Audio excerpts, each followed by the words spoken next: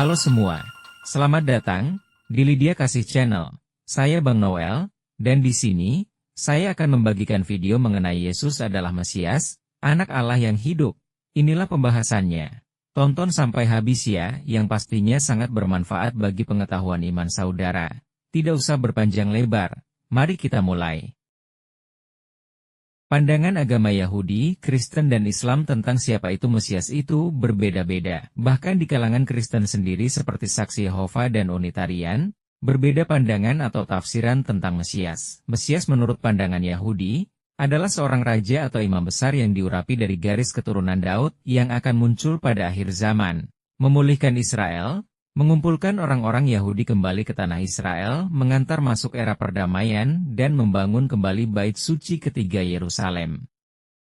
Mesias menurut pandangan Islam adalah Nabi Isa, yang akan datang kembali ke bumi menjelang akhir zaman, bersama dengan Imam Mahdi mengalahkan Al-Masih Dajjal atau Mesias palsu. Bagaimana dengan pandangan Kristen sendiri tentang Mesias, masih banyak yang tidak tahu. Rasul Petrus dengan tegas menyatakan kemesiasannya Tuhan Yesus Kristus berhubungan erat sekali dengan kealahannya. Engkaulah Mesias Anak Allah yang hidup. Inilah ayat-ayat Alkitab dengan kemesiasan Yesus Kristus, yang sangat berhubungan erat dengan kealahannya. Pertama, Kristus adalah Mesias yang diurapi. Lukas 4 ayat 17-18 dan 21.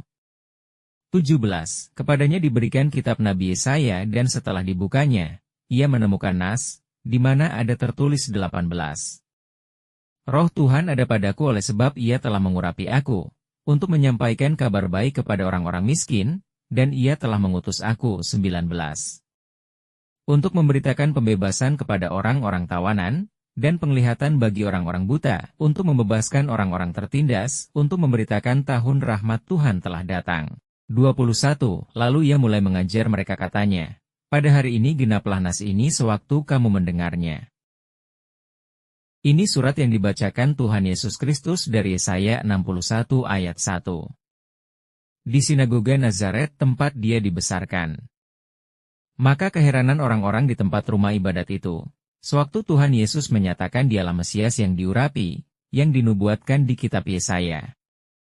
Dan banyak yang tidak percaya kepadanya, dengan mengatakannya, bukankah ia ini anak tukang kayu dan ibunya bernama Maria, bahkan mereka ingin melemparkan dia dari tebing gunung. 2. Mesias adalah utusan perjanjian. Maleaki 3 ayat 1 lihat, aku menyuruh utusanku, supaya mempersiapkan jalan di hadapanku, dengan mendadak Tuhan yang kamu cari itu, akan masuk ke dalam baitnya, malaikat perjanjian yang kamu kehendaki itu, sesungguhnya, ia datang. Firman Tuhan semesta alam. Yesaya 40 ayat 13. Ada suara yang berseru-seru, persiapkanlah di padang gurun, jalan untuk Tuhan, luruskanlah di padang belantara jalan raya bagi Allah kita. Matius 3 ayat 3. Sesungguhnya dialah yang dimaksud Nabi Yesaya ketika berkata, ada suara orang yang berseru-seru di padang gurun, persiapkanlah jalan untuk Tuhan, luruskanlah jalan baginya. Ayat ini menyatakan penubuatan akan kedatangan Tuhan melalui seorang utusan, yang harus dipersiapkan jalannya, dengan mengatakan, persiapkanlah jalan untuk Tuhan, luruskanlah jalan baginya. Yang dipertegas di Matius 3 ayat 1, Yohanes Pembaptis di padang gurun Yudea, yang mempersiapkan jalan bagi Tuhan. Ketiga, kemesiasannya dinyatakan dalam mengungkapkan keilahiannya. Akulah dia, ego eimi.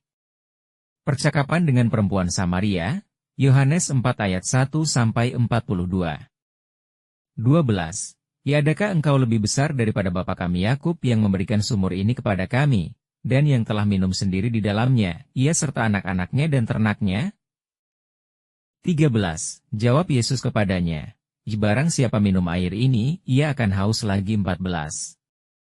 Tetapi barang siapa minum air yang akan kuberikan kepadanya, ia tidak akan haus untuk selama-lamanya. Sebaliknya air yang akan kuberikan kepadanya, akan menjadi mata air di dalam dirinya, yang terus-menerus memancar sampai hidup yang kekal.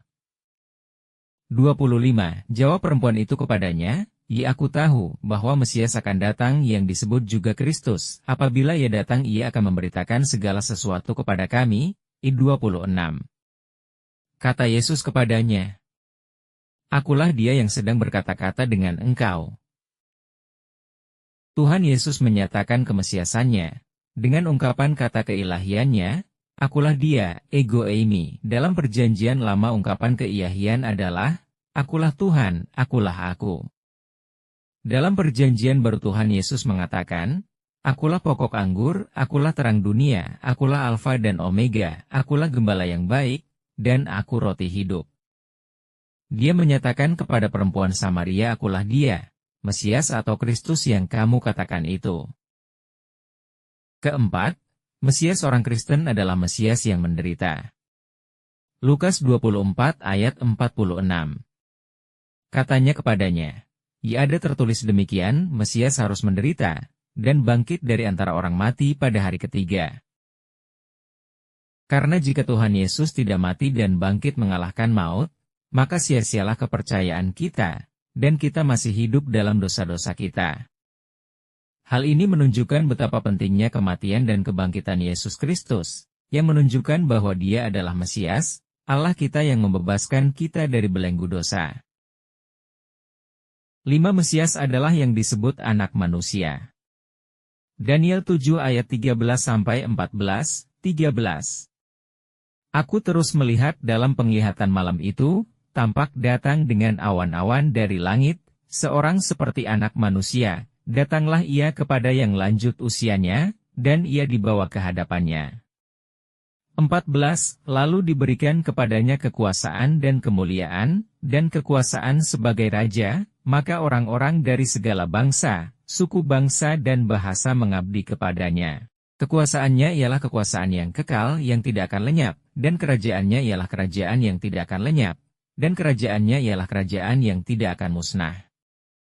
Matius 26 ayat 62-64.